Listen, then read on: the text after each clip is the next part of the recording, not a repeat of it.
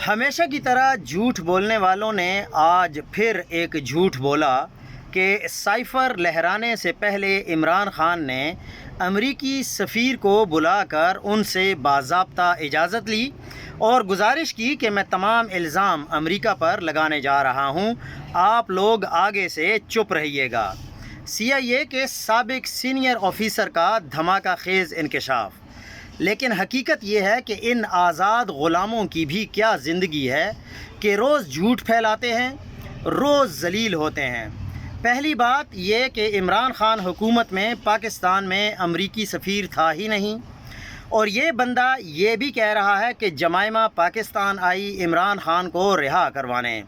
یاد رہے کہ 2002 سے 2004 جان کیریاکو میں پاکستان میں CIA کا ہیڈ رہا اور امریکہ میں سزا یافتہ اور جیل کاٹ چکا ہے، اور اس کے مطابق پاکستانی ایٹمی اثاثے امریکی کنٹرول میں ہیں۔